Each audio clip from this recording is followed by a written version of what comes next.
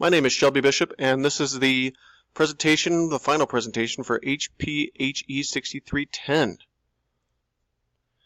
For my topical area, it fell under kinetics, and I wanted to focus on trunk rotation technique during the overhand throw. The participant was my son, Shelby, and he doesn't really perform the overhand throw well during general play as I observe.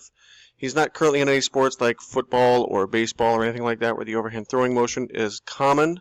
So the research question I wanted to evaluate in observing him is, will improving the technique of trunk rotation improve overhand throwing distance? To do research on this, I evaluated these 3 articles, and what I came to find was that transverse rotation of the hips is a direct factor of the overhand throw.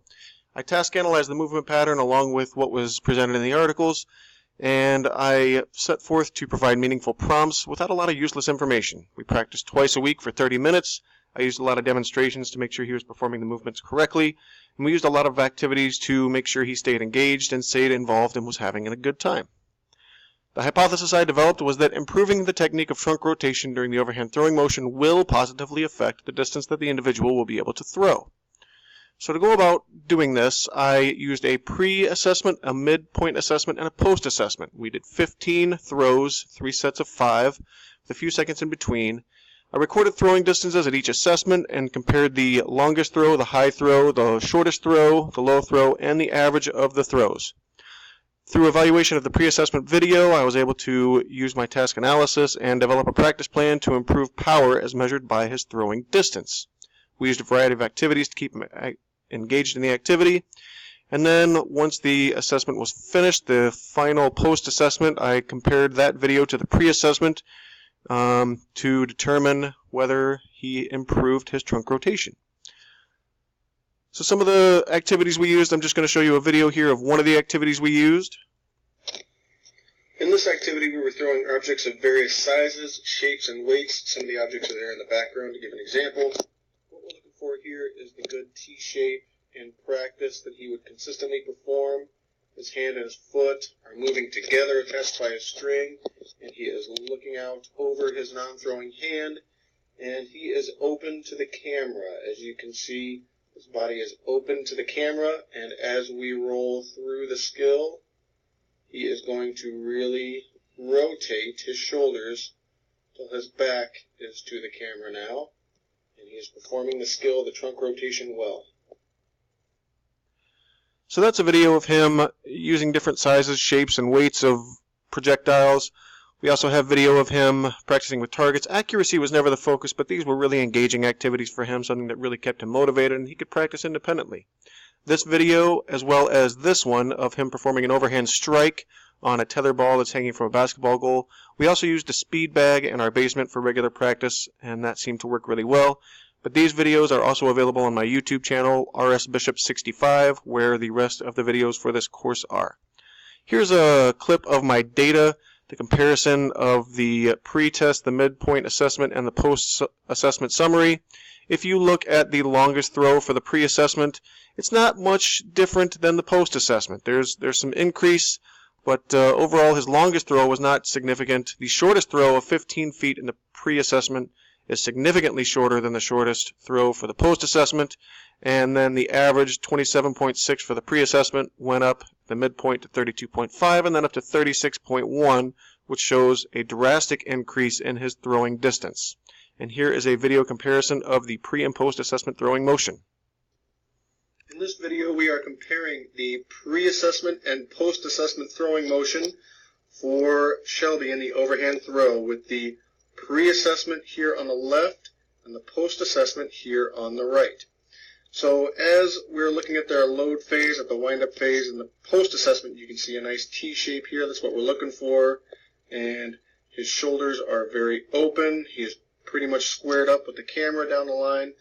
And as you can see in the pre-test video, he is not squared up. He is not rotated to open his body during the load phase. And he certainly does not have the T-shape. It is significantly not there. In this, you can also see that his hand and feet are attached by a string, whereas here they are as well, but there is significantly not a stepping motion in the pre-assessment video. And he is also looking toward his target over his arm. I do wish that this hand was up here more, but he is having some pretty good form there. As we move through the throwing motion, there's a good step and a release on both sides, and you can see in the follow-through on both sides that in the pre-assessment video, you can see a little bit of his back, but he certainly didn't rotate much in the video. And in the post-assessment video, you're pretty much looking at his back. He's leaning over a little farther than I want, and his hand is a little lower than I would like. I would like to see that more up near his pocket, but he's looking pretty good. And so as we go back, you look at this form, and we're looking at, during this, right before the release, we're going to look at angles of the knee, and we're going to go ahead and try and measure out the angle of this knee is almost 180 degrees. He is really straight-legged, and he is not having a lot of stepping motion. He's not putting a lot of power into it, whereas on this video, his leg is significantly bent, about 119 degrees. He's got a good knee bend in the post-assessment video, and it's going to provide him more power in his load phase.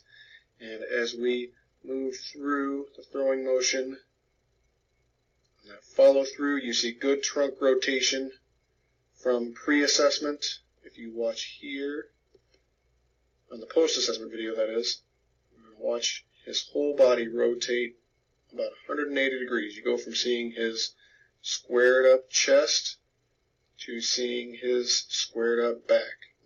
Whereas in the pre-assessment video, we really don't see a lot of his chest. He is definitely not leaning toward the camera, squaring up. And when he releases, he is certainly not following through, bringing his hand down near his pocket at all. So this is a video showing that the post-assessment video had significantly more trunk rotation than the pre-assessment video. And then looking at the change in trunk rotation and comparing that, we're going to step back to this a minute, to the average throwing distance over the course of the training program, there was a significant positive correlation between the throwing distance and the amount of trunk rotation. He improved his throwing distance significantly in the overhand throwing technique. He was very consistent with his practice of proper rotation, and it really showed in the post-assessment and the midpoint assessment.